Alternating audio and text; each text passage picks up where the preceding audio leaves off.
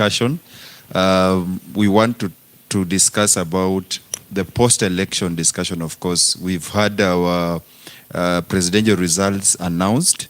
They did that yesterday, so I just want us to have a discussion with our friends. But before that, I want to give them an opportunity to introduce themselves, and then we shall get started. So I'll start from my far right, please. My far left, I mean, please introduce yourself to our viewers. Hello guys, I'm Fabish Murila. Welcome to this live stream. Okay, our next panelist. Hi guys, my name is Harrison Makale. You're most welcome to this live stream. Okay, next.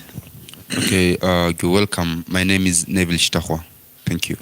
All right, so I think you remember this, guys. We had a live stream, I think it was earlier this week, and then we are now coming back after the election. So of course, my name is Kazungu Duncan, and this is Eronews Media. If you haven't subscribed yet and you really like what we do here, please feel very free to subscribe. First of all, I want to have comments about the elections. We've had the presidential results being announced yesterday. So I just wanted us to just, when we began this, we said that we are not from one party, right? So we were from different parties, but then we've had results. I don't know how you took these results. Maybe we should start from Fabian, who will tell us how you took the results, how the process was, maybe from there. Just comment about the results. Yeah, thank you. The results came in positively. I accept what Chebukati announced. We are happy, despite what went on yesterday in Bomas of Kenya, but the winner was announced and everyone is happy. We are back to normal now. Yeah. Okay, so things are getting back to normal. Yeah, things are getting back to normal. All right, let's listen from Engineer Harrison. Okay, thank you. These results were eagerly waited for about a week. We were just waiting for this guy, Chebukati, to announce the results. So yesterday he broke the silence, Right. and I think Kenyans were happy. The tension was over because most of us were tensed. Like since Tuesday, he had not announced the results, but now when it came to yesterday, he finally decided to announce the results. That's a good thing that he did as the chair of IEBC. Yes. That is his role, to announce the results. So the president was announced, the president-elect. Yeah, and I think the results, they are good results. Okay. Yeah, and as my friend has said, we are back to normal. All right. Yeah. Okay, we shall get to where Chebukati was announcing later on in the live stream. But thank you so much. Neville? Okay, thank you. According to me, the tallying has been transparent. I think we saw some emissions and some increment to some candidates. The process has been good, actually. They've done it within the time that has been constituted, and I think this time we've had a transparent election. As it was, I think the deputy president yesterday said this is the first time that Kenya has had a transparent election system. The results were good. We have accepted. Let's wait and see what goes on next. But now the nature of the business is going on as it was, and people are actually getting back to their business. Yeah. Okay, so just like my fellow panelists have said, things are getting back to normal. We had the results, and we accept, though we are from different parties, we truly accept, because all we needed was a president, and now we have one. And we continue spreading peace, because that is our intention, that everybody should be peaceful. At the end of the day, we needed a president, and we have one. And so let's get back to normal. Let there be peace and all that. But again, we cannot end this without talking about the tallying process. Just like you said, William was saying that, this is the first time elections have been transparent. But again, we can expound on that just from the lowest seat, the member of county assembly, up to the president. I don't know, when you looked at the tallying process, and I don't know how you're feeling, was it open, or there were some times people are saying, you see, the Bomas of Kenya yesterday was a den of thieves. So I don't know. Was that true from your side? I don't know if you feel that was true. Because some people are saying, these were not transparent. Although from our side, some of us feel it was okay. So it's open to us. Maybe you can give your own view from wherever you are seated. How did you feel? Did you feel that Bomas was filled with a den of thieves, or do you think that everything was transparent? I don't know who is willing to go first. You can speak of generally everything, then you narrow down to the Bomas of Kenya. Okay, I think I will start. Is your microphone on? Thank you. Okay. I will start. I will say that this time round, if there was anything that was not right in this election, it was done outside the polling station. It was not done by the commissions, IBC commissions, but it was done outside the commission. So you'll find that maybe people were, to some extent, people were being paid outside the polling station. So you come to the polling station, you vote after you've changed your mind, after being maybe given something. But I think the commissioners didn't actually tamper with the result as we've seen it before. This time around, it was that you do it outside the polling station, then you come. So that if anyone goes to court to petition, there's nothing showing that maybe someone rigged those elections. That's why you see many people are now accepting the results, because the counting, the tallying was actually done with in a transparent way. Yeah. Now coming back to Bomas, we've seen some videos. Some people now. I think I saw one where there's a gentleman pulling a sheet which was claimed to be a 34A sheet, then placed on the table, but he was captured on a camera, and I think that issue was solved.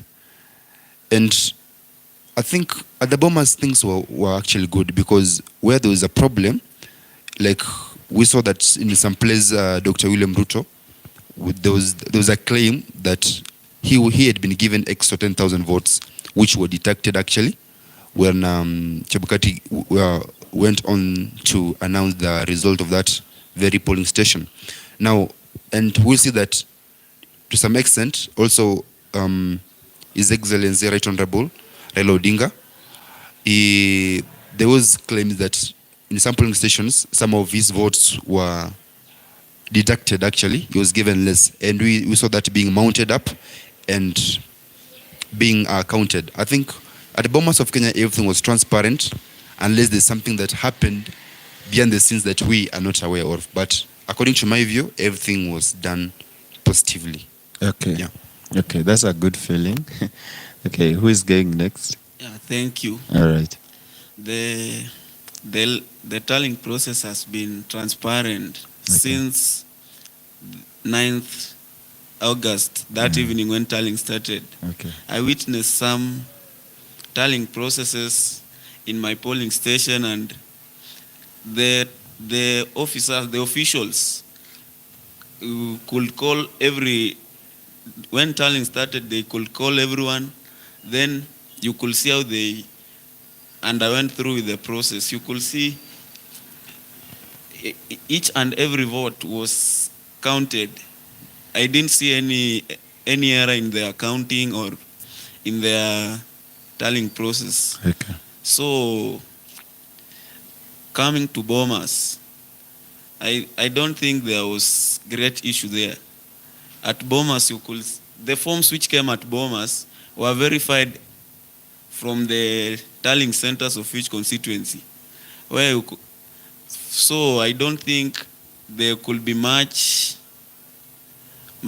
problems in the papers which were brought to the Bomas of Kenya. Okay. Where there are issues, you could see the chairman Chebukati correcting them and people coming back to normal. Okay. I don't think the Bomas was much a crime scene. It was just some misunderstandings which was solved. Then the process continued until the final result of the president was announced. Okay. Yeah, to me, the process was transparent somehow. This is the first election. Yes. I've seen the transparency in IEBC. Okay. Yeah. Right. Harrison. Okay, thank you. Tallying was done in the right manner, and most of us didn't expect the tallying that we saw this time. You'll see from the past elections, we've been having the servers, but they were eliminated, where the Kim's kits were used in the tallying process. From the lowest seat, from the MCA to the women rep to the MP, governor, all the way up to the president. We've seen tallying being done in presence of the agents. So if there are any differences from the Forms 34As that were submitted to Bomas from the polling stations, I think there were no great differences between the Forms 34As and the 34Bs. And as the deputy said yesterday, the president-elect, that is, Yes. he has not had even a single case of a discrepancy between the Form 34A and the Form 34Bs that were taken to Bomas. Okay. So I think tallying was done well. And even IBC, from the portal that they developed, anyone could access the Form 34As, do their own tallying, and come up with their own results. Even before the results were announced, most of the people knew who the president was because they had already done the tallying themselves. So the tallying was transparent to the public, and even the president of Tanzania, even she was shocked that Kenyans are able to access the results themselves. Okay. When themselves, they can't even access the results of the president, but Kenyans were given the chance to access the results. So IBC has improved in the way they are doing the elections and tallying. Okay. Yeah, that's what I can say. All right. So this one now goes to IEBC. They have done a good job. They have been able to develop a system that can be that transparent. And this time round, the Kenyan was now the server. Because everybody could now do the mathematics. And Bill was saying that... You only need a calculator. Yeah, Bill was saying you only need a calculator. Bill is William, so the wife calls it Bill. So you may want to call you Bill anyway, but His Excellency Dr. William Ruto. Now, he said the only thing you needed was a calculator because the results were there. You just take and add. Then these rumors of 10,000 from this side was taken and balancing. But I guess now after balancing, everything was now fair. But you mentioned something that I really did not like. You see, our leaders should just be people of integrity. So when you find that a leader is giving out money outside the polling station, that really raises a question in the first place. Because if you're a leader, you just need a people who are, genuine. Don't buy people to come and vote for you. Have genuine votes. So if you see them giving out some stipend, some money outside the polling station, it just shows that this is not a leader. But anyway, some of them were able to succeed and buy some votes. But then I want us to look at their leadership. You'll find that it has a lot of questions. But we pray everything will be okay. But to IEBC, thank you so very much for allowing a normal Kenyan to access the not even presidential election, results, all the results for all the 6 post positions that have to be elected in Kenya. There has been tension. we must just accept. For the past 6 days, tension has been there. And I don't know, can we speak of Kenyans' expectations and the tension that was there during these 6 days? Personally, what did you expect? Because Kenya was like, its time has been frozen. Just nothing is happening, no business is going on, and everybody was having that tension. First of all, do you feel that that tension has been released after the announcement? And why do you think there was tension in the first place? It's open to us. I don't know who goes first. You want to go first? Let me go first. Okay. I feel like your microphone is... can you borrow his? I think his is fine. I don't like borrowing the Just use it. You can just put it off. Okay. Yeah. So tension was there from the day the elections were held. Okay. From 9th, there was tension. Yes. Most of the times we've been expecting IBC to release results a day after elections. Sure. Like elections are done today, tomorrow you have your president. And that is during the time of the servers. But right now, IBC made this transparent. So the tension came in as you were expecting results before yesterday. Yes. Most of us expected on Friday last week or Wednesday there, Thursday. But everyone wanted to know who the president is. And everyone had his own president or her own president in their mind. So that's why there was tension, a lot of tension by the way. So after the results have been released, I think tension has been minimized. That is, there's still tension. And tension comes in whether the main competitor, that is the Right Honorable Raila Amolo Odinga, will accept the results. Because we've not seen him speak up. We don't know his location right now. Okay. And we don't know what he's planning. So there's still tension, especially even in Kisumu. We've seen some people rioting. They're closing roads, which is very bad. Sure. So there's still tension. I can't say the tension has been removed, but there's still tension. Yeah. All right. The issue you've mentioned of Kisumu, I don't know, when you are blocking the roads, destroying the roads, who are going to use the roads? You see, it's you.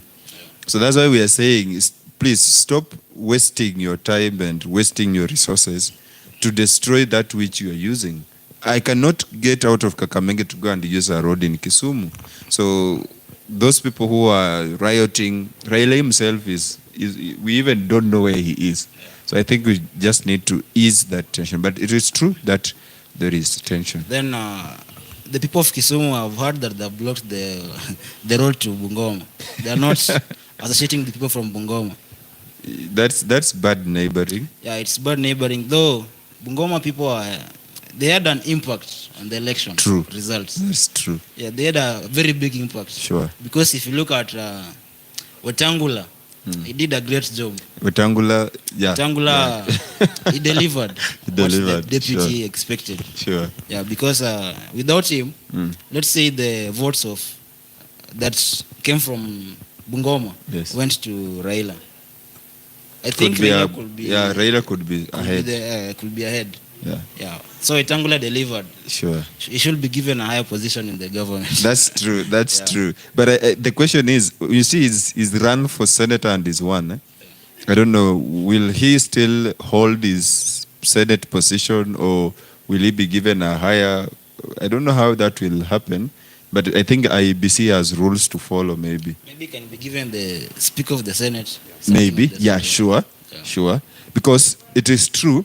The majority in the Senate are people from Kenya Kwanza, right? Yeah. It's only that in Parliament, we have now many from Azimio. But in the Senate, I think you are right, he can be given the Speaker of Majority, maybe. That's okay. Our friend, Fabian. Yeah, tension was there. Even before elections, there was just tension. Okay. No one knew what will happen after Chebukati announces the winner. Sure. But after the announcing of the winner, the tension was released, and as I told you earlier, things are back to normal in some places. Yeah, you can see that's what people are waiting. Sure. People are just waiting to hear who is the next president. Sure.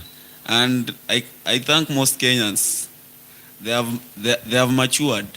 It's not like in previous elections when they announced a winner.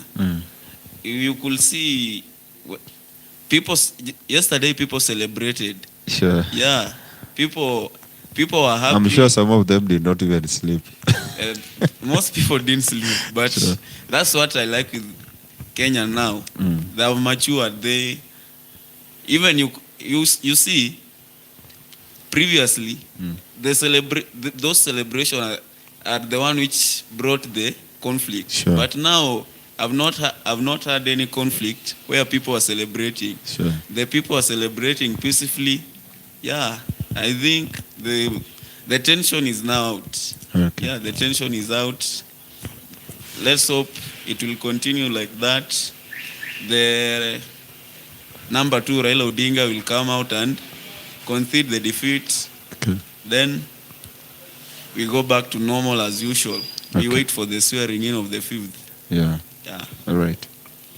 Okay, tension is there, has been there, and I can't say that tension is actually out completely because we don't know what next Sure. from Right Honorable Raila Odinga. And this tension is mostly affecting the people who are defending or supporting Raila Odinga because that thing that their own is losing and maybe they may never get that chance again.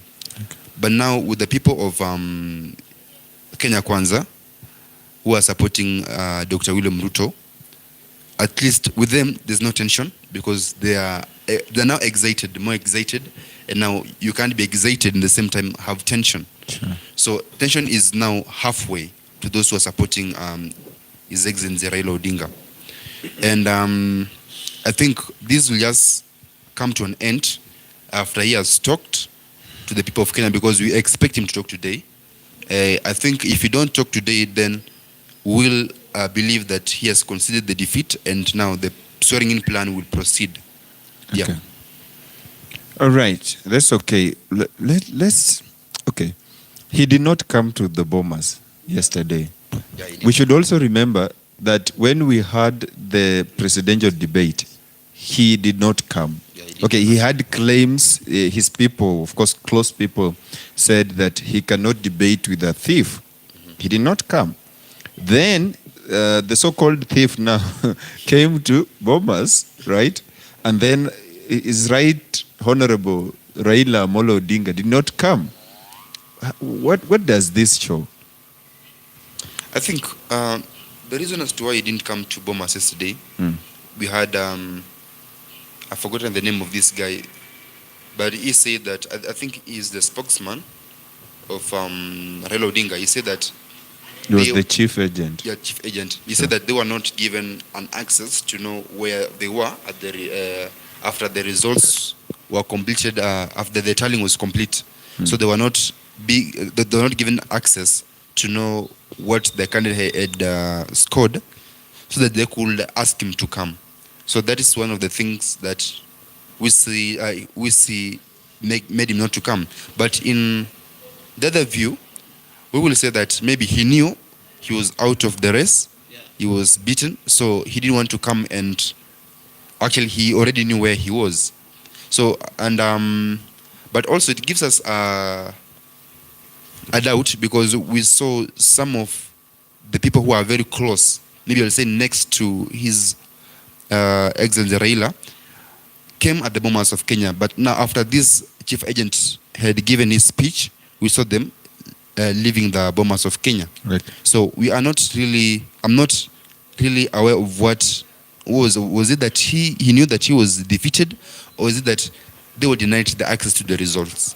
Okay, it begs the question, is it in order that the contestant should be given results before they are announced?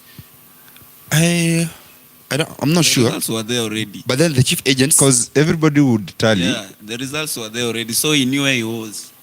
Okay. Okay, you were Maybe. saying something? I was saying, I think in the morning, Wafula had a meeting with the chief agents and the deputies and the other commissions. Yes. Yeah, they had a 3-hour meeting in the morning yesterday after the tallying was complete. So I was expecting, because you saw William Ruto came even with his own mother, biological mother, which shows that he was confident of what would come out, meaning that he had an access to information of what he had scored. But if not, then he will not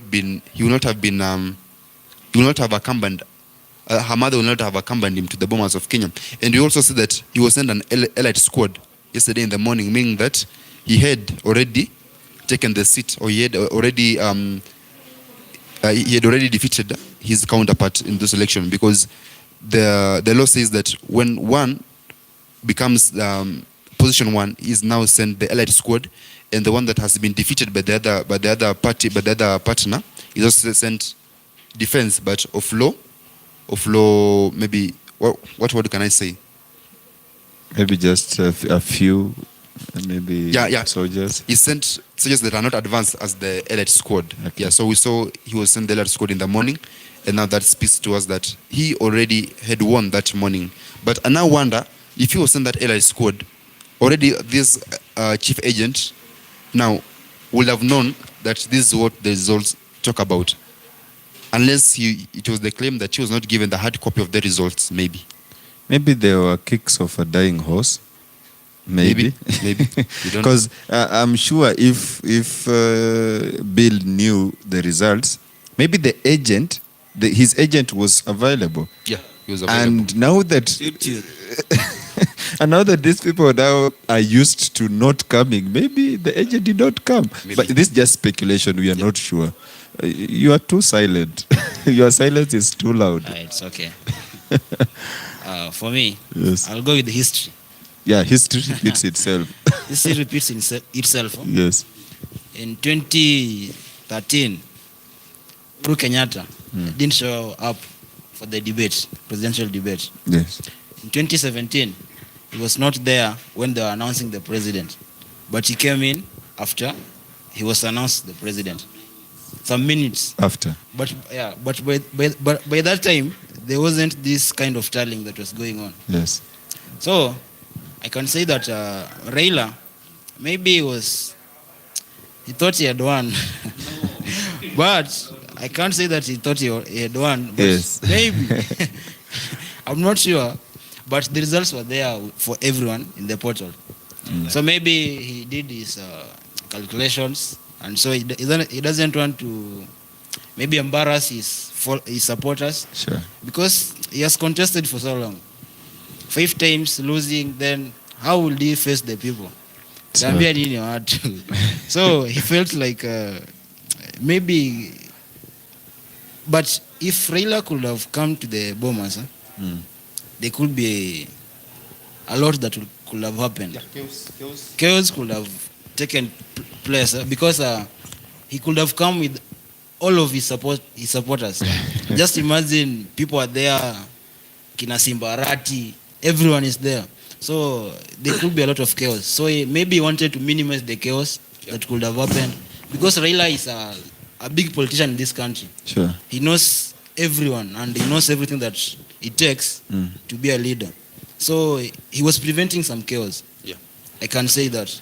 That's a good point, which I had not thought of. By the way, if let's assume all the Gibira supporters came, that's a whole nation. Yeah. And you see, when somebody can receive such bad news, they are able to do anything, Yeah, which might. In fact, in Kibra yesterday there was some riots. I think, yeah, we had some riots in Kibra. So you can imagine if you would have come, then they will have accompanied him. Then I think there would be bloodshed yesterday. Yeah. So in other words, him not coming is positive in some way. Yeah, in some way maybe. In some way. Okay, we can settle on that, but I can see some people are watching. I don't know. What's your view on this? Why why did Right Honorable Amolo Odinga fail to come? Why? What do you think? And if he came, what do you think would be the result?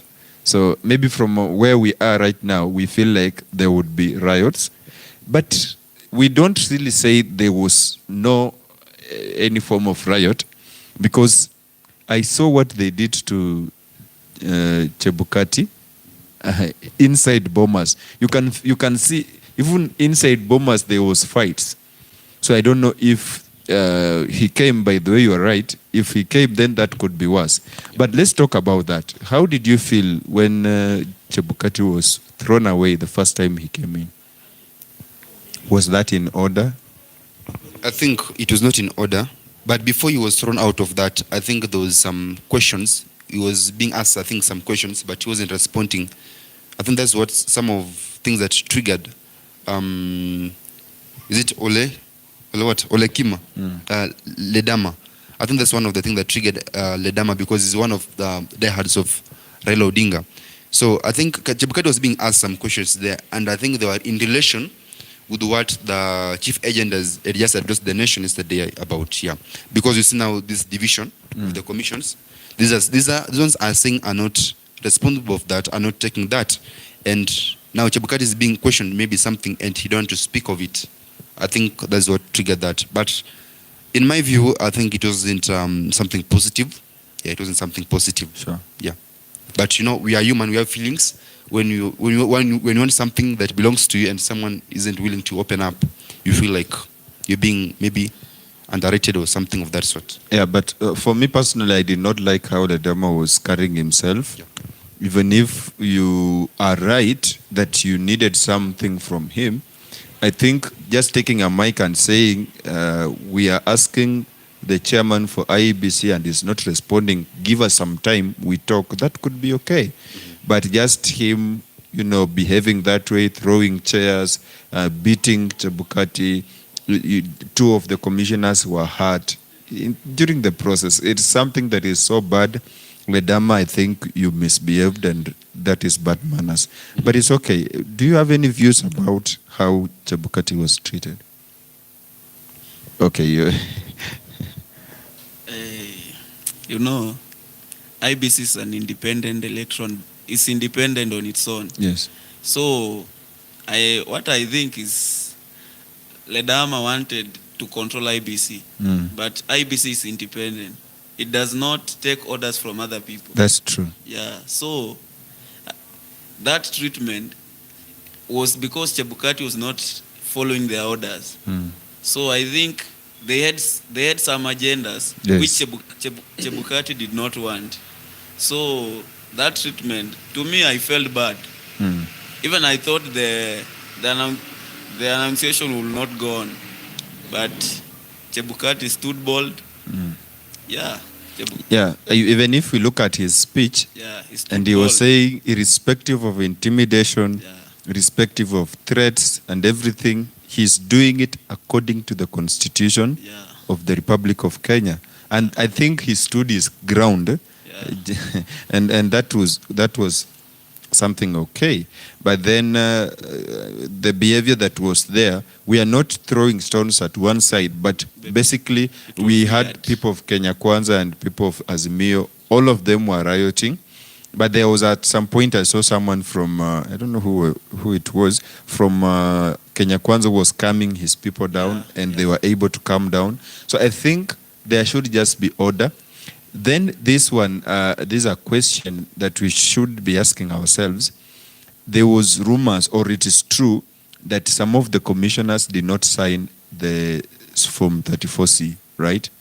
Before it was announced. But it is, in the constitution, it is recorded that the chairman of IEBC has the mandate to declare who the winner is. It doesn't say that we need a quorum, right? So I don't know, how is your feeling? Were these commissioners in order for them not to sign the forms? What the commissioners were arguing is that the results, they are not in ownership. Move of your the microphone results. closer. they are not in ownership of the results. Okay. But you can see the result. Chebukati did not tamper with those results. The result just came in from below the polling stations up to Bomas. So what was tallied is what was people's On the ground, choice. sure. Yeah. So them arguing that the results at the final stage were not handled with care. I think they were just, I don't know what, but Chebukati did well. That's why I'm telling you, IBC is an independent. It's independent on its own. So him declaring the winner despite those all intimidation, even those four failing to sign, shows that this election has been transparent. Sure. Yeah. Okay. Even there are claims that those four officials were brought in by Jaden. Okay. So you can see there's some Jaden played a role. There's some hidden information which His Excellency said you will know with time what was going on in Bomas of Kenya. Yeah. All right. What's your views, guys? And I think with the constitution of the body of IBC, it says that they go by the vote of the majority, or they go by the agreement of the majority before an election is announced. So you'll find that even if Chebukati took his role is just to announce, but before he announces, there has to be an agreement, of which he has to take the agreement of the majority. And now we see that the majority are not did not participate. So now the vice chairperson, the vice chairperson did not participate together with this team of the three, counting to four.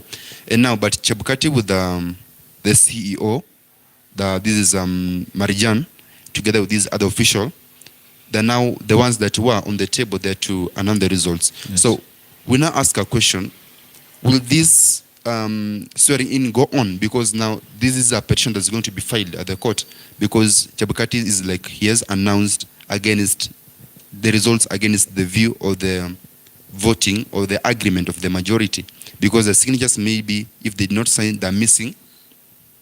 Now, and if they're missing, then that result maybe is not credible.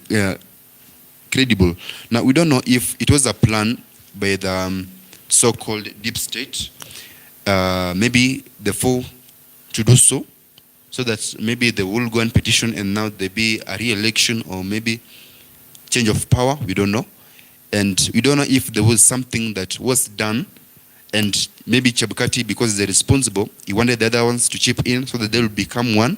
And they were like, they want to be transparent and they don't want anything, any stain to do their oath. We are not aware. With me, I'm not aware. So I leave that speculation still hanging, because there are two things. Maybe they were taken to come and reject to sign so that something else will take place, and maybe something happened with Chebukati and they wanted all of them to be a team, but now they saw that no, we are clean, we don't want to go in this. Okay. Yeah. But I feel, the courts will follow the constitution. They will look at what the constitution says, and I think they will rule in favor of, IEBC and the chair. You had something? Maybe just to add on that. The constitution states that the chair of IEBC is the one to announce the results, no matter what the results are. So that means whatever he was given, Chebukati, is what he announced. And with or without the signatures of the other commissions, the chairperson has the mandate and is responsible for announcing the results. Sure. So Chebukati did his role. The other commissioners failing to sign, they never did their role. So that one, maybe they'll petition in court, as my friend has said. But for Chebukati, he did his role as the chair. Sure. So maybe, as they have said, I've read somewhere that the 4 commissioners, they were elected by the president himself. That is true. Sure. They were elected. So maybe this thing that has been going on, the deep state, the system, maybe the system, that the deep state, who to reach the elections or cause differences in the on Kenyans. They wanted Yeah. to compromise. They wanted to compromise with the opposition. Maybe they might file the petition, and let's wait for the results. Okay.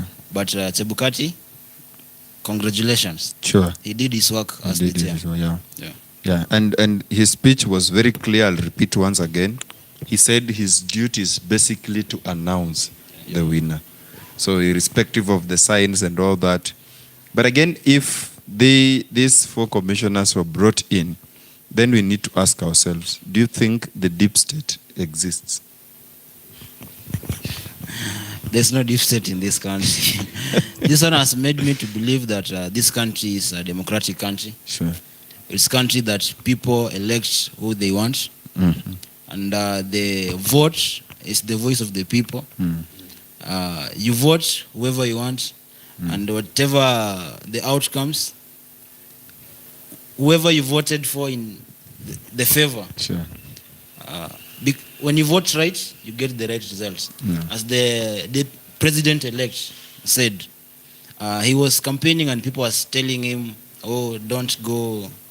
We are sure we want to vote for you, but is it possible that you will win? Because when you vote you in, there's the deep state that will give in the leadership to your opponent."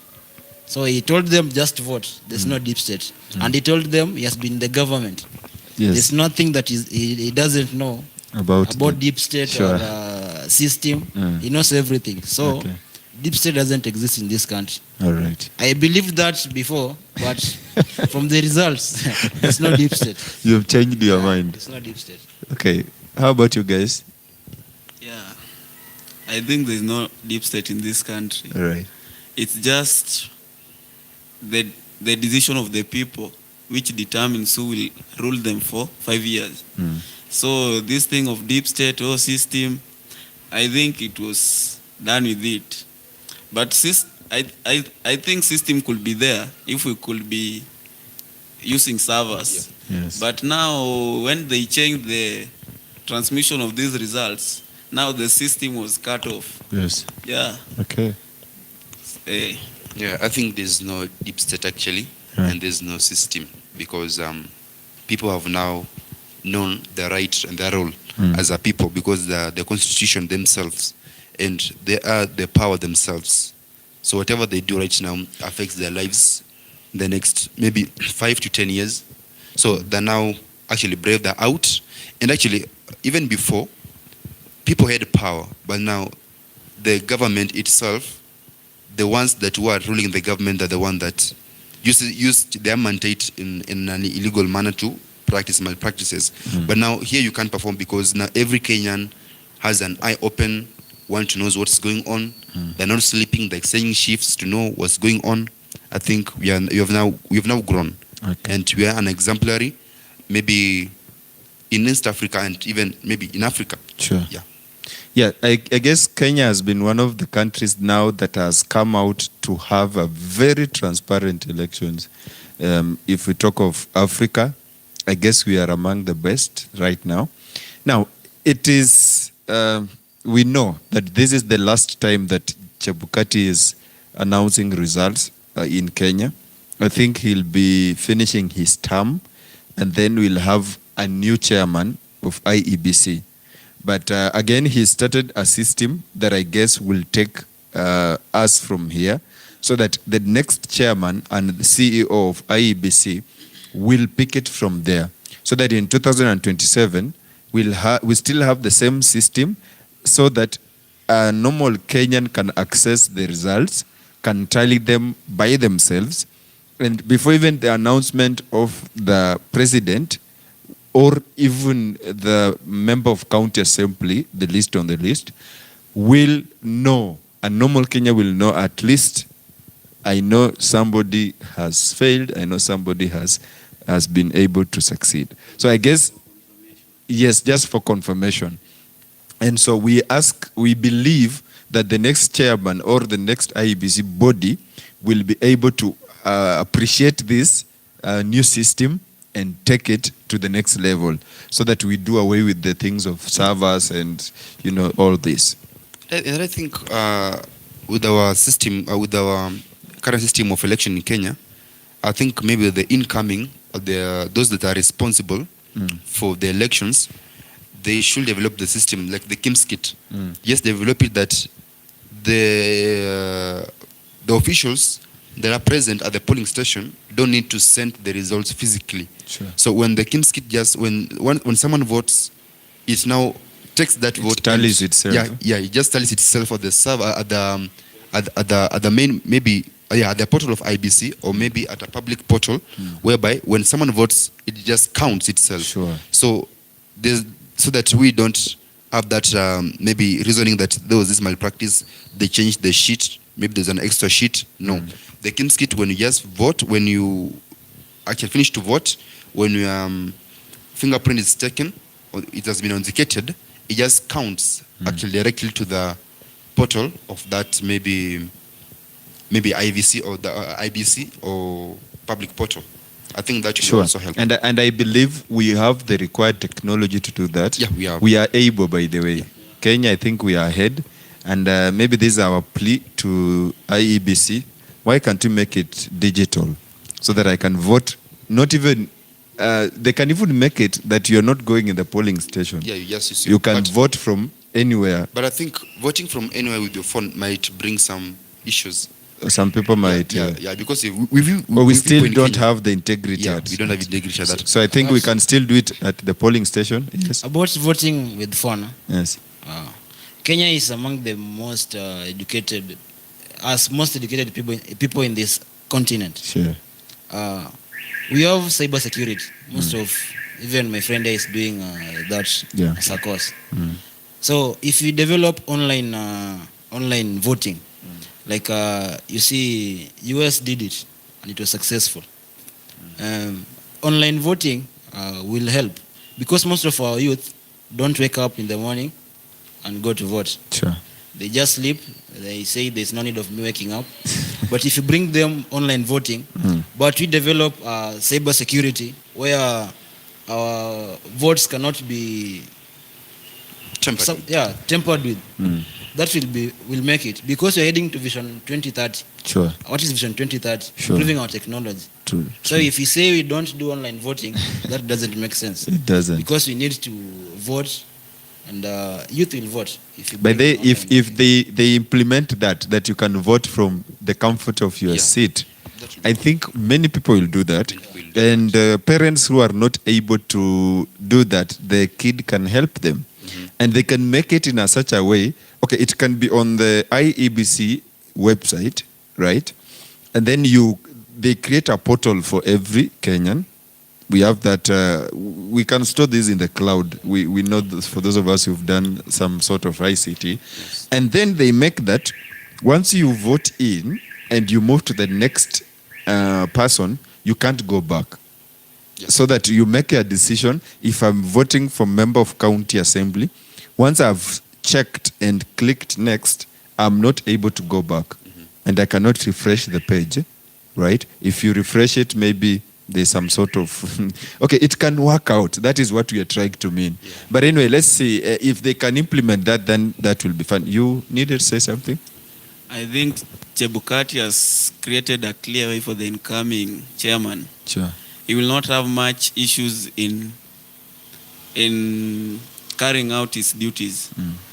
So the incoming chairperson needs just to make some improvement on what we have seen, like failure of the KIMS,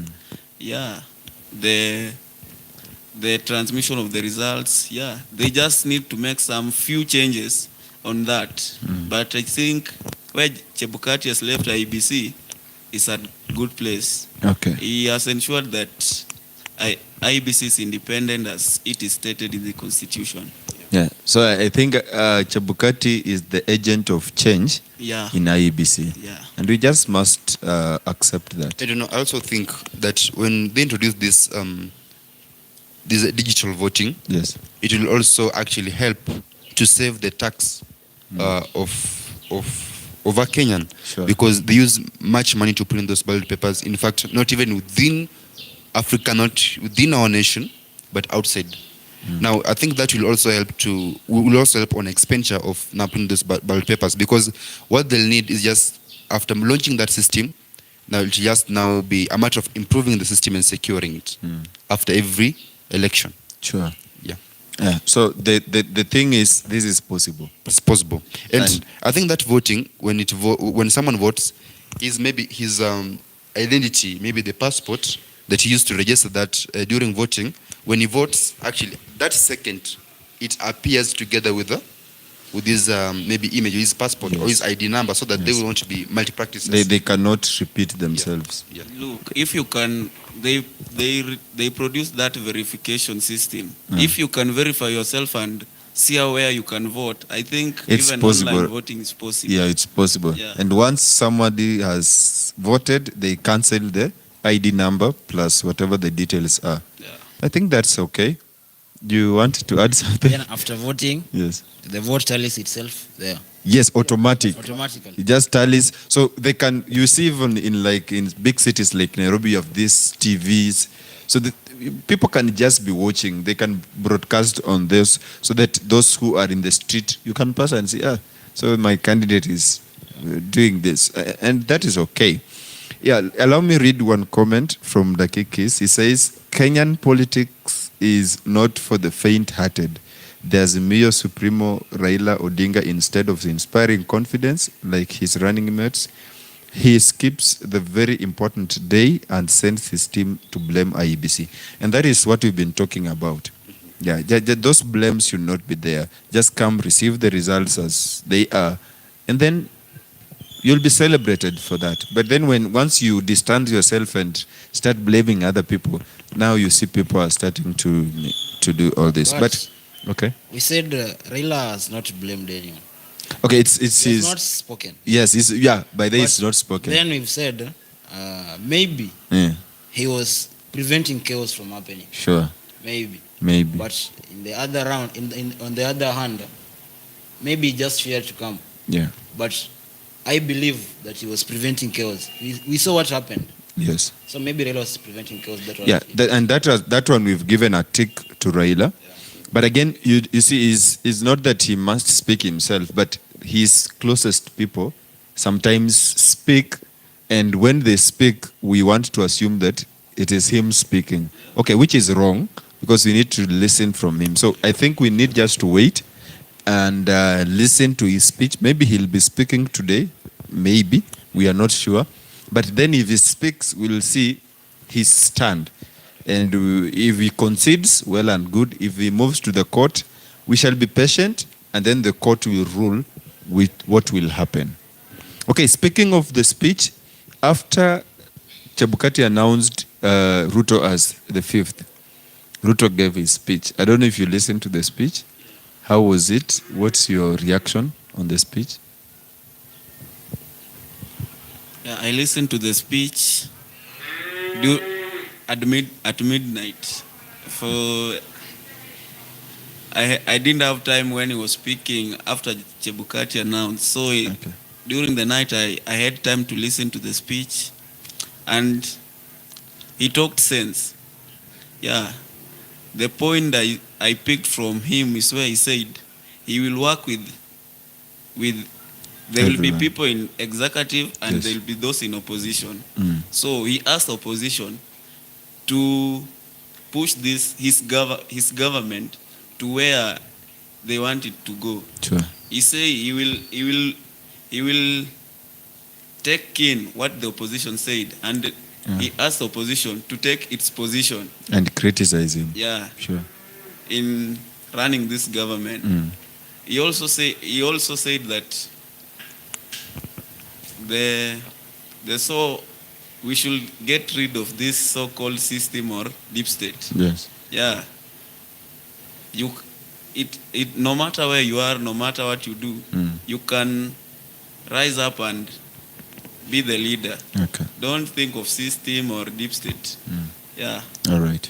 Yeah, and I liked how he promised the people who have been with him from long before.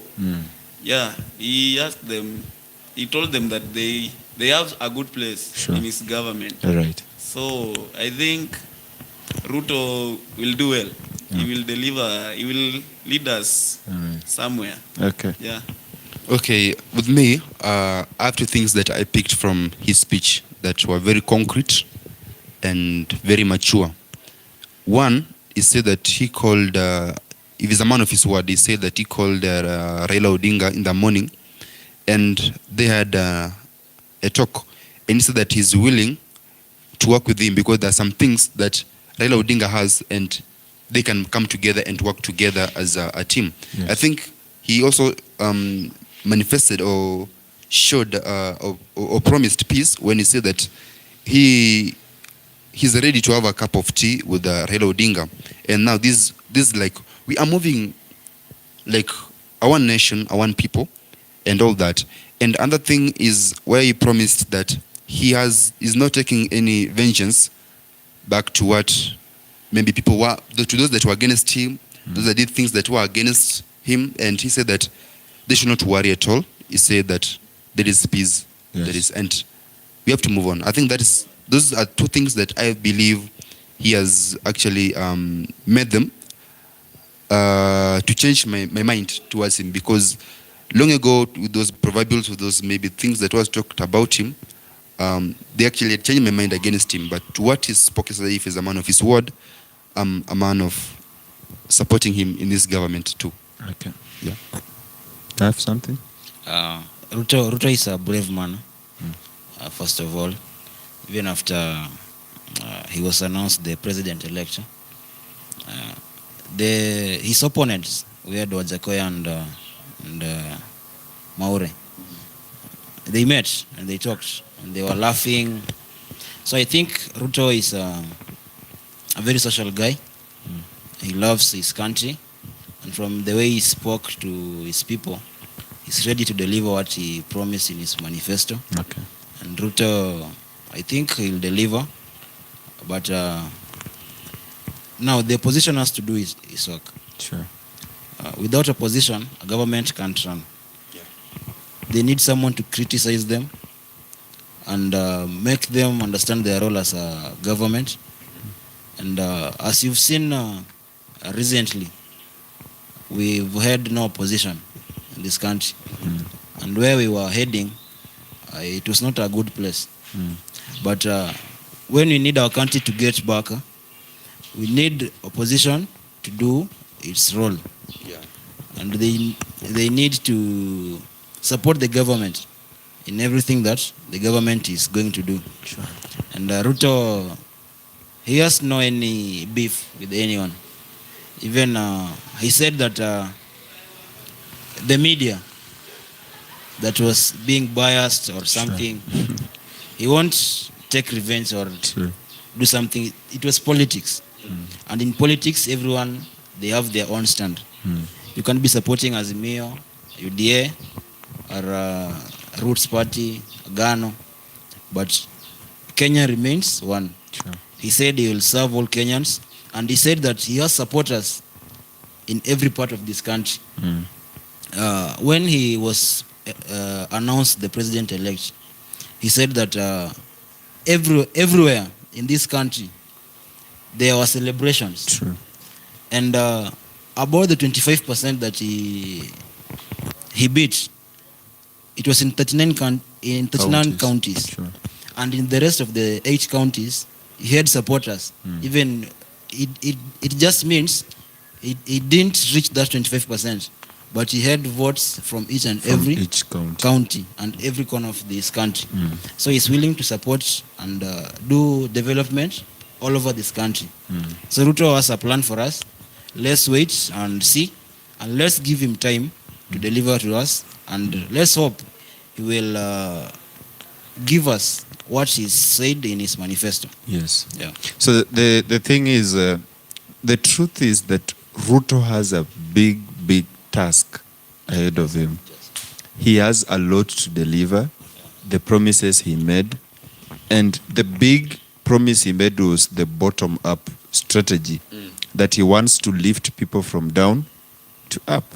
And that is a very tedious work. But then we give him time. I know Kenyans now want to demand that everything he said now should be fulfilled. But again, he needs time.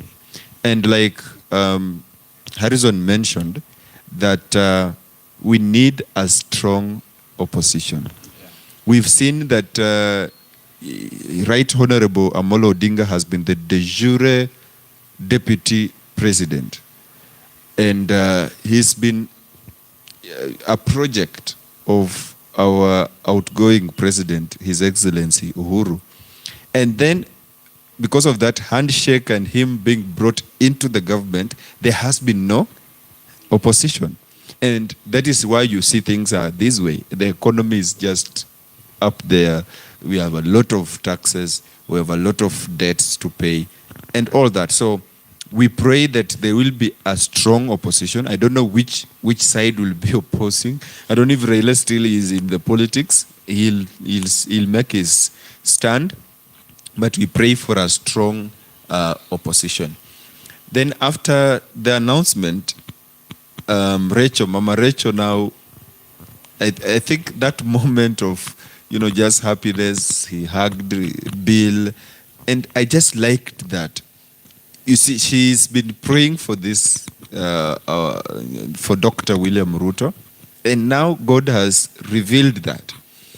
And of course, she said this. After that, she tweeted, and she was congratulating His Excellency, and she quoted a verse. She quoted a verse from 1 Corinthians 15:57.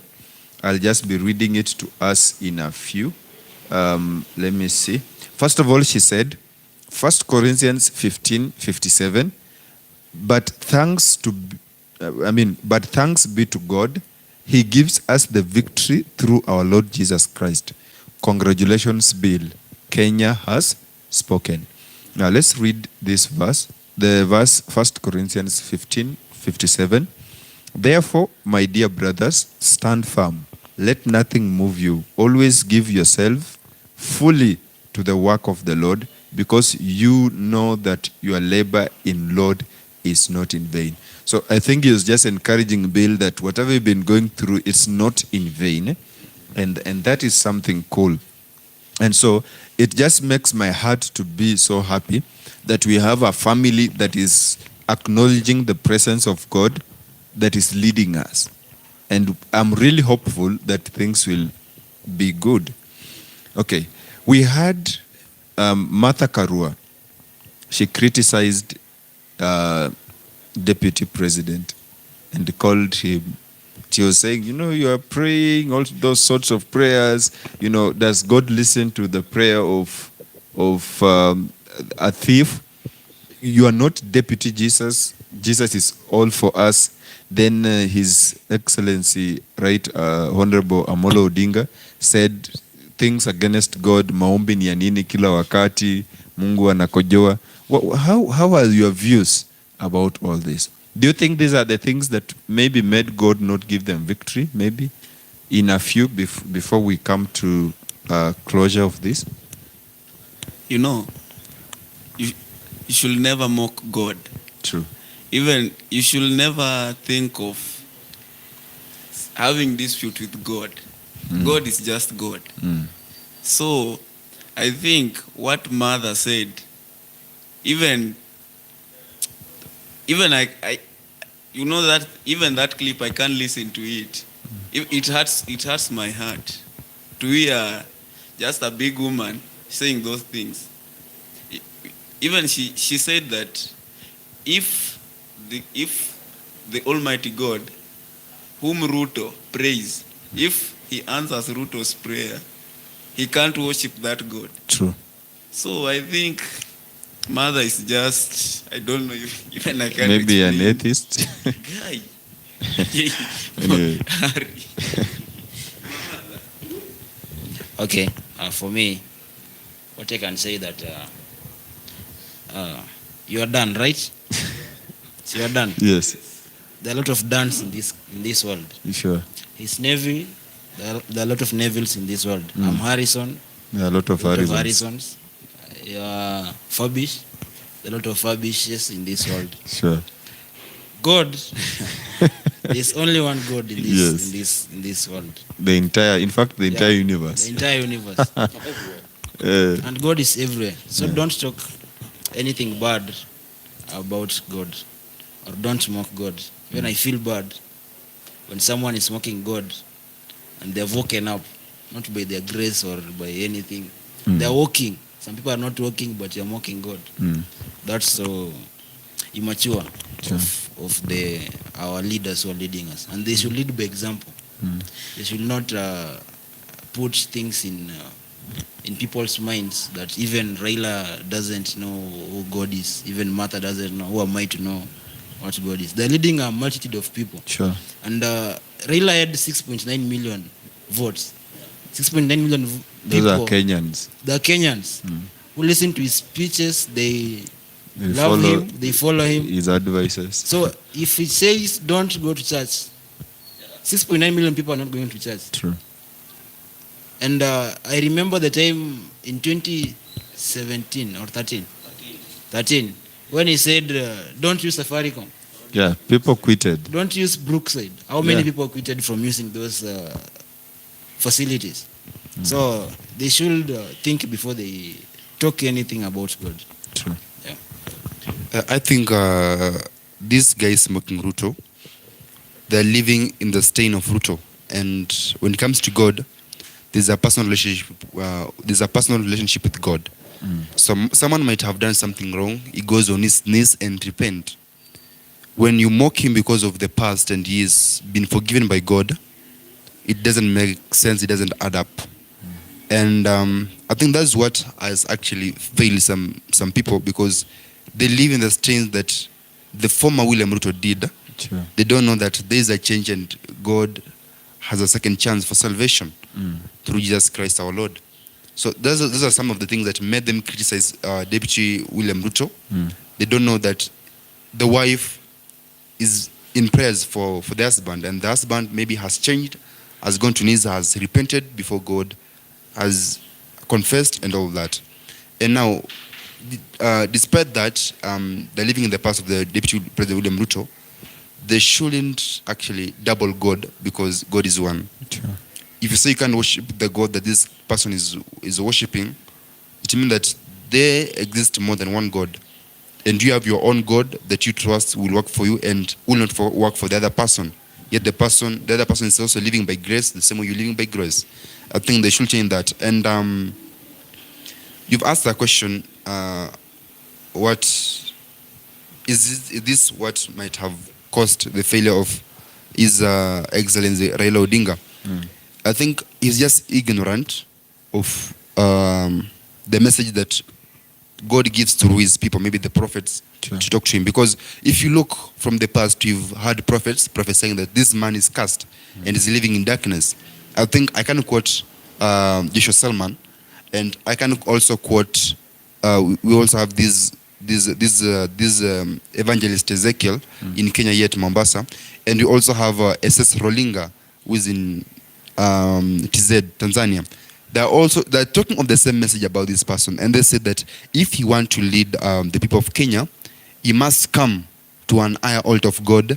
We do deliverance, we give him deliverance, and he will be able to lead the people of Kenya. But I think there's another prophet that I listened just after elections. Assessor Rolinga said that he used a parable, but we know it's Raila Odinga, that this one guy who is vying for the presidential election, and now they've voted, but now there is like a pulling. We have one part that is of darkness, and there's one part that is of light. And now the people of light are few, and the people in darkness are many. We know that Raila Odinga has a lot of followers. Now, if he was elected, or if he's taken to be the president even by the court, if he doesn't go to a higher altar, it has been prophesied that he will die and the deputy will now take charge and rule the people of Kenya. So it's just a matter of respect, honor God, know that God exists. We are not. I'm not mocking Raila Odinga, but I'm using the prophets that have been given Sure. unto him. Yeah. Sure. So just have to find God, even if in his own family. If you want someone to rule in his family, he has to go and break down that altar, because it's a curse that was after the betrayal he did to his father. Okay. Yeah, he is our leader. Yes, in fact, he has won, but now in the spirit realm, he has been blocked because he can't prosper because of that curse. He just have to go before God, seek forgiveness, look for a higher altar, break that curse, break that spirit of darkness, and maybe in some years to come, one of his family member might become a president. Yeah. Okay. Yeah, that is true, because in case Dr. Ruto William is ordained as the president, then his life in politics is over. He can never be president of Kenya. Maybe his generation, maybe, in case he just goes back and confesses and reconciles with God, then these things are going to happen. Just like you said, I think it's just a man who is ignorant from the word go. And I think if you mention to him things to do with God, he doesn't like it at all. It doesn't. Anyway, but we believe that we shall have light, and this light is going to take us through. Because I also heard him say he's going to do away with, in fact, he calls it kasumba, of that the Christianity has been taken on a higher level, and he doesn't want that. But God is just God, just like we said. He will allow his people to rule. And we've seen him do to kings, even in the Bible.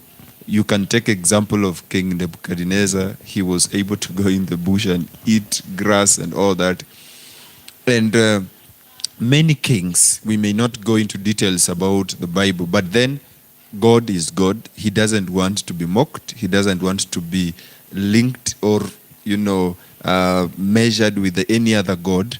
So maybe that is one of the reasons that Raila failed, and he needs just to realize that. Before we go to the lessons we've learned from all this process, I want us to speak just briefly about Kenyan economy and where we want to foresee it in the next, let's say, 6 months. What do you think will happen to the Kenyan economy?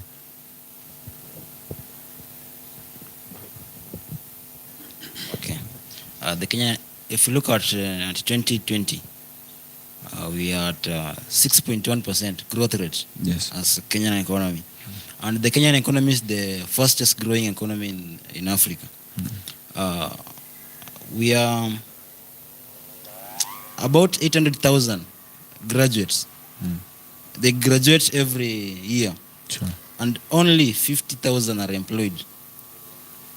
So we have over 750,000 graduates. We have other 130 to 150,000 who are employed in the private sectors, but they are paid a very little amount of money, Sure. which they can't even pay tax to the economy. So the Kenyan economy right now, it's growing very fast, and we can't expect things to be that much cheaper as expected. But from the manifestos of UDA, Kenya Kwanza, we've seen that they're planning to lift the Kenyan economy from bottom going up. And that is through agriculture. That's what they've stressed. And informal sector. Investing in informal sectors. So we're expecting the Kenyan economy to be, it will be higher in the next coming 5 years, 6 years. But what I would urge on the Kenyan government is to minimize on the projects that they are going to do, and minimize. That one will come in when they minimize on borrowing. Yes.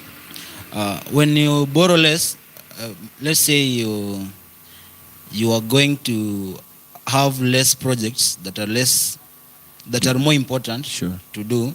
Like right now, I can say the infrastructure in Kenya, when it comes to roads, it has improved but you can do away with that for some few years Sure. and focus on agriculture. We have a lot of useless land in Kenya, but it can be turned and become useful. Sure. We have avocado growing, Mm. and that is more. It brings more money to the economy. Sure. So if we focus on agriculture, grow avocados, where the Jacoya was planning to grow some weed, International hub. but yeah, that could help. But with our culture and other things, we can't do that. But focusing on agriculture will boost the economy of this country. And let's wait and see what the president will do. Yeah. Okay, Ruto has been Minister of Agriculture before, Yeah. so maybe he should implement that, and let's be hopeful.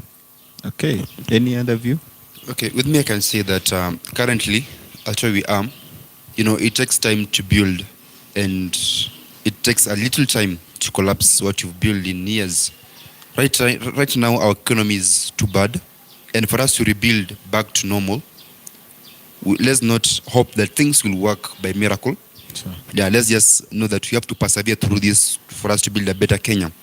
In the next coming years, we might suffer a little bit, even if there are promises that economy will be brought down, because you can't bring the price of things down when you have no money. It will actually not happen. So let's just hope that in the next coming few years, after this time of suffering, high economy, and I know that even it might go higher, because basing the agriculture right now, agriculture won't just take a month and then it manifests and things happen. It will take time to mature for us to now start benefiting from that agriculture field sector. So to Kenyans, I just want to tell you that let's have hope that after this struggle that is coming, let's know that after that, we are taking time to rebuild ourselves, reconstruct ourselves, and in the next coming few years, maybe even this first term of the incoming president, we might suffer the entire term. Let's not just be greedy and think that things come by miracle. We might suffer the next coming 5 years, the next coming 6, 7 years, but after that, after now implementing that and making it now nurture into our land, then we'll have to have freedom of this economic crisis. Okay. Yeah. Yep. Okay. Yeah. For economy to grow, I think the Kenya Kwanza Manifesto should be implemented, where His Excellency William Ruto says he want to boost the one below, Sure. so that he can come here up. I think if he work on that and do as he was proposing, the economy will go somewhere. Sure. And also, the opposition should take its part in making sure that this country is moving forward. Mm. I believe that these 5 years with the Kenya Kwanza Manifesto, the economy will improve and be somewhere. Back in when there was handshake and things went on badly, even Tanzanians were saying Kenyans will be coming to ask for help from us. But I hope this Ruto government will not take us there. Yeah. Yeah, there is this manifesto of increasing supplying internet to people. I think even if you look Nairobi, what is making it grow is internet. If you continue supplying internet, if internet will make some changes in our economy. You see, most people work online. There's a lot of online business going on. Sure. Yeah, if you supply internet to most part of this country, where those Mandera areas, you supply internet, people will go to invest there.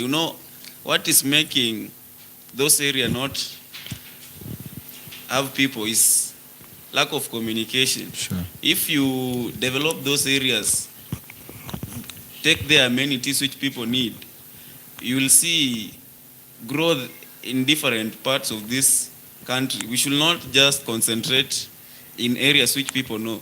We should go beyond and grow other areas which will boost what the government collects. Yeah. I think Yes. I think if we do that, this economy, we will not go to ask Tanzanians for help. We will be somewhere. It's okay. So I think the point is they should also think of the marginalized areas, Yeah. like the northern part of Kenya. Yeah. And that thing, by the way, of getting internet to almost everywhere, it's very important. Because we've realized that Nairobi is the fastest growing city in Africa when it comes to technology and internet. And nowadays, every home or every rental that is in Nairobi, wherever they build, they make sure that there is Wi-Fi, Yeah. so that everyone is connected. And I can also draw an example from Somaliland. There is a friend of mine who shared with me that you see, Somalia is divided into two. There is a country that's called Somali that is trying to come up to be a country on itself. And they have their own president. They are running their own things. They have their own currency. And so you find that in that land, every homestead is having internet. Leave alone the Western life. It just in Africa. So you find that every home has internet, every house, every school, so that everyone is connected and things are moving swiftly. They are paying their employers very well. And employers the employees are very happy. So you find that once we are connected to internet, then things are going to run very smoothly. And some of the youth here, they'll get an opportunity to work even from home. Yeah, so I guess we also just focus on the marginalized places, these remote areas, try to reach with internet and electricity. In the terms of electricity they have tried, but it's still not reaching some other parts of the land. So I think it is true from what we've discussed that the economy is high and we don't expect it to come anytime lower right now, but we are hoping that through agriculture, lowering the farm products so that farmers can be able to buy the fertilizers and all the other things so that agriculture can be affordable and that everyone is venturing into it and we are making our country to grow. And by the way, the Somaliland also, they are investing a lot in agriculture and agriculture is helping them grow the country. So I guess in that term of agriculture and all those sort of things, we are going to make this country go ahead. Guys, let us know how you feel about this. If you have any view, drop us a comment. We'll be able to read your comment and you'll be a blessing to us because we also need to listen to what our viewers are saying. We can read them if you send them right now. As we move to the close of this, we've had the elections, we've had the results. What lessons have you drawn from all this process? Yeah, I have learned some lessons from this election with the results. Yes. First of all, you should love voters, not supporters. True. Yeah, you can see Raila Odinga had a lot of supporters. Yeah, I don't think if he had voters, you can see when he was going to vote in Kibra, Yeah. you could see the multitude of people which escorted him in voting. They are escorting him in voting. I don't think if they were going to vote. You know, some of them were on the lines and they got out of the lines, went to take Baba to go and vote. And I'm sure after that, when they didn't know. You see, when Raila left, they also followed him. So I don't think if these true. people voted. Yes. So number one, you should have voters, Not supporters. Not supporters. Sure. Yeah. Number two is from Chebukati. Chebukati, as Ruto said, he is the hero of this election. He was independent on himself. Yeah. I just think this is the way to go. Sure. the incoming chairperson should not allow to be controlled. He should take his stand as it is in the constitution. IBC is independent. So they should be conducting free, fair, and credible election each and every time. Yeah. True. Just like Chebukati has opened the way. All right. Yeah, thank you. Good. Yeah. Yes. For that. Okay. I will say that there are several lessons that I've learned from this election and the tallying. First of all, now Kenyans have grown up, matured. Only a few are being controlled by politicians, but others are now of their own decision. They want to know. They want to get what they want themselves. Yes. Another thing is that people have changed their mind on how people were in the past. Like you get someone as bad legacy in the past, but now people are not focusing on that. They're focusing on what he is able to bring to the table or on the table. Okay. Then I've also learned that in Kenya right now we don't need politicians. We need leaders. We need leaders who are ordained by God, because we'll find that most of those people that have been close to God are the ones that have emerged victorious in this election. And that's an example of where our nation has to go. Like now, we now all know that Kenya is a Christian nation, though we don't discriminate other religions, but Kenya is a Christian nation because maybe if the court won't bring in other issues and Ruto is sworn in, then the president itself, it is now a mother of Christianity to other people in the land. Then I've also learned that there is nothing like the president commanding people to follow his will, but people are now out there to listen to someone individually and make their own decision. True. Yeah. Okay, thank you. Okay, thank you. For me, what I've learned is that Kenya is a democratic country right now. And we exercise our democracy through voting in leaders of our choice. Through the voting that was conducted, we've seen that Kenyans have elected whom they chose. And democracy is reigning in this country. So hear your heart, then go and vote in the leader of your choice.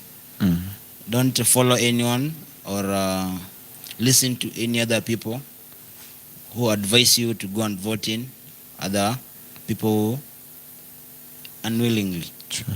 Yeah. Then I've also learned that we need to have supportive wives. Yeah, and God-fearing wives. Sure. Yeah. The first lady, Rachel Ruto, she supported William from the word go. True. She never stepped back and said, go on your own or do this. She supported him till the last time they've been fighting together. So as you grow up, my men, I advise you to look for God-fearing women, and the ones that will support your career and Sure. help you grow. Sure. Yeah, not just women who love money and wanapenda raha. Yeah. So love Napiga you. sherehe. Yeah. Then I've also learned about being confident in yourself. Sure. Ruto is the most suffered guy for the last 5 years. Ruto has suffered, but he has not looked behind or looked aside and said, I'm quitting this. He stood with the truth. And we've seen that Ruto, no matter what he has gone through, he has shown us that if you have self-confidence, you can get whatever you want to get. True. So let's go for it. I might become the president. You never know. You never know. Yeah, you never know. Yes. But from the confidence that you have and the will for the people, love your people, go for what you think is good, do what is right. There's some quote that I will quote that says, choose the right. Choose the right. Whether, so long as you know that that thing is good for you. You have two things between the bad thing and the all of the things that are good, like a dilemma. So you have to go for the bitter truth. True. Yeah, go for the bitter truth than the easy wrong. Yeah, Okay. go for the bitter truth than the easy wrong. Sure. Yeah, that's what I've learned in these elections. Yep, you've forgotten something. I don't know if you mentioned, but you told me William has made you change your mind to even venture into politics. Are you still sticking to that? Yeah, I'll venture into politics soon. I'll reveal my stand. Okay, but at least he's made you change your mind. Yeah, yes, made me change my mind that anyone can lead. Sure. No matter where you are, no matter what you're going through, Yes. so long as you have the trust of the people, Yes. you can lead this country in any position. In fact, not him alone, but in this election, we've had people whom we thought they cannot succeed. We've had politicians who've been there for long, but this time round, they have been voted out of office.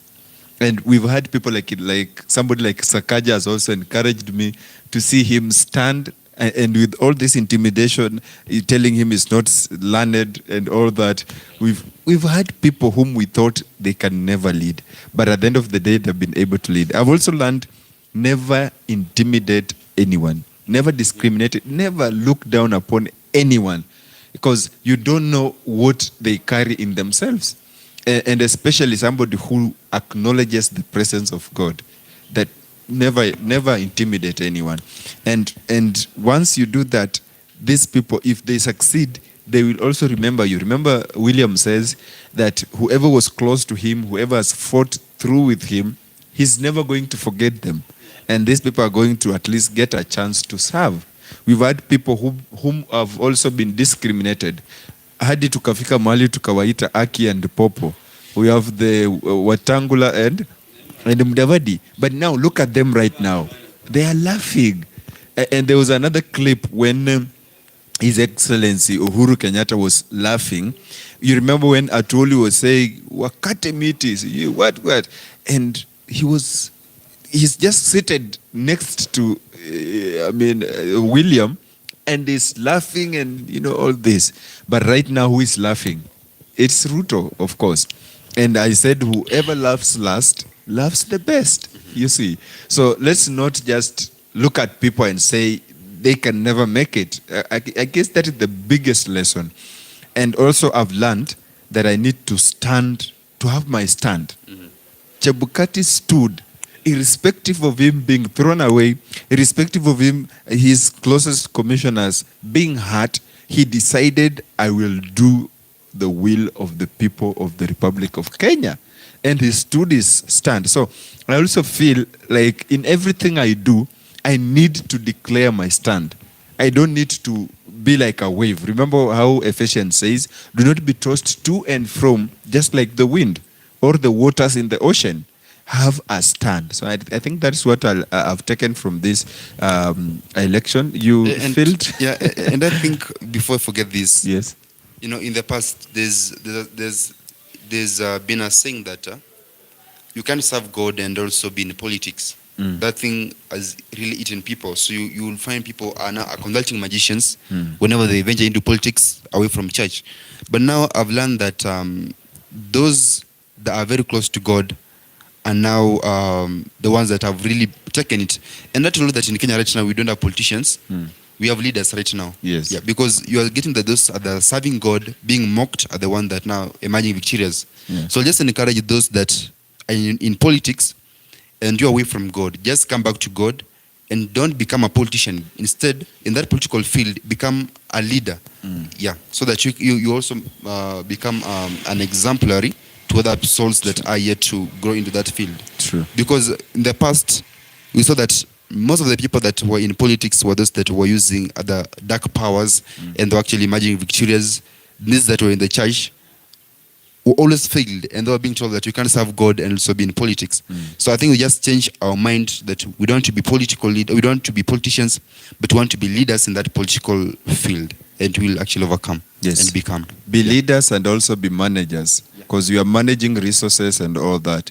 And just like Pastor Tim said, we are moving from a generation of, not really managers, we be leaders, and he was speaking of managers and leaders, people who manage the resources of their forefathers, and those people who are now coming to scatter.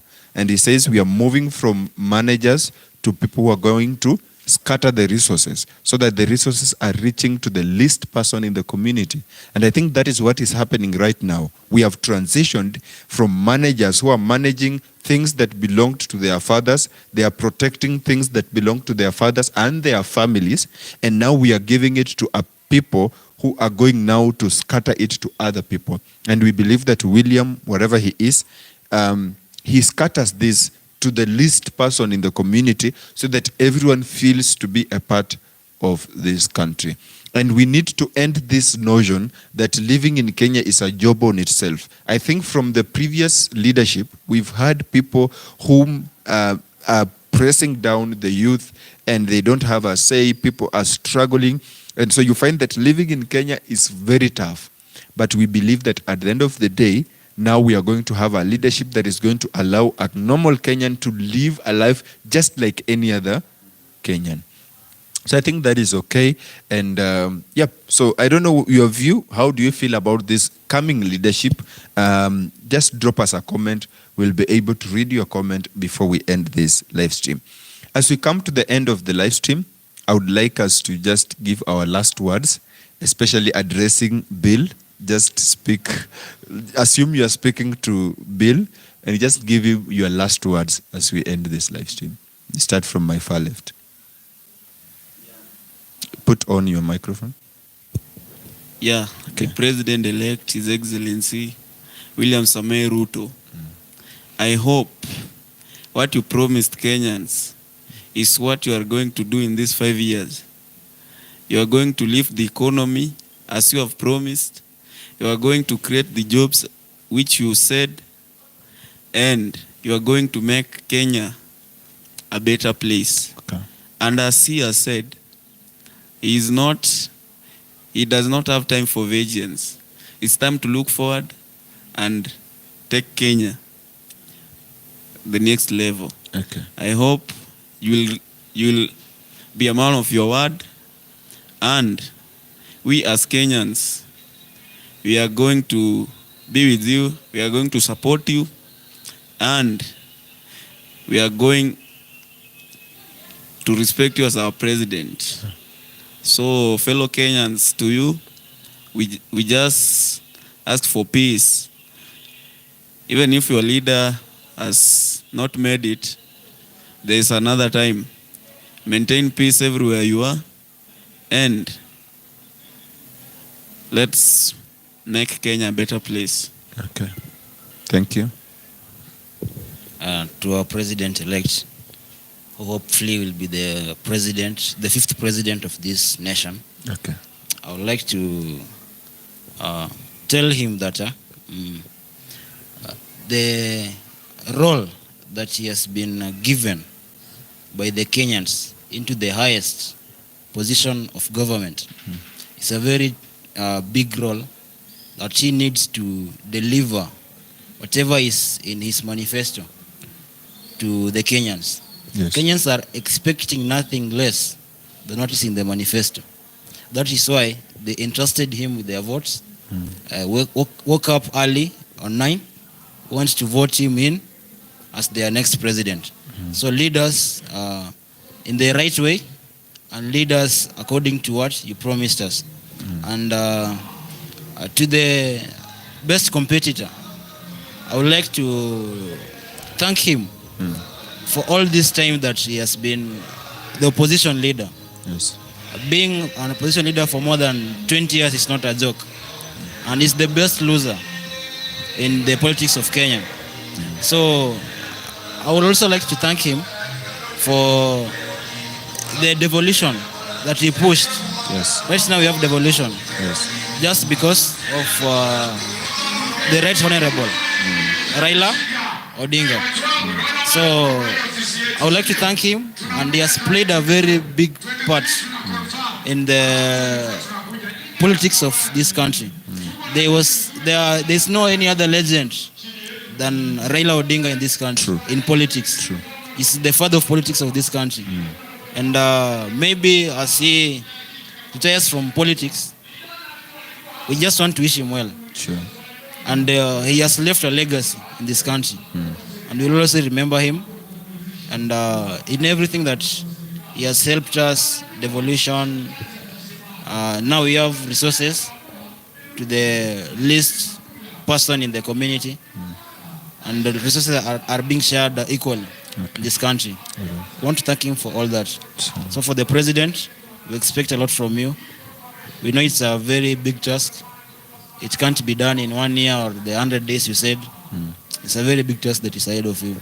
So deliver to us, and we hope that this country will be growing more and more from where the outgoing president has left Yes. you, has left this country into able hands. Okay. Thank you. Thank you. Okay, thank you for the opportunity once again. My word to the president-elect, first of all, I will say congratulations. And I only have few words. According to the proverbial way, it says that one word is enough for a wise man. I want to tell you that treat Kenya as your own family. Treat Kenya as your own home. When you do that, you will have nothing to complain. There will be no riots. There will be no people coming at the State House complaining about this and that. People will always support you. So just treat Kenya as your own home. Treat Kenyans as your own family, and all will be well with us. To the former Prime Minister Raila Odinga, I want to say congratulations for the efforts you've made to make Kenya a better place. We are now living in your efforts. What you did for Kenya is what we're benefiting right now. Just want to say congratulations. And in whatever place you'll be after this, when you return in politics, I think back at home, you will remember someone that will actually be like you. We need someone like you as you live. Otherwise, all the best. Thank you. All right, thank you. Thank you. I think those are good words to all of them, that is Ruto and Odinga. And we cannot forget what Odinga has done to Kenya. He's been of great inspiration to politics, change, devolution, and a lot of stuff. And yes, he's been also the pioneer, one of the pioneers of the Constitution of 2010. By then, he was the Prime Minister, I guess.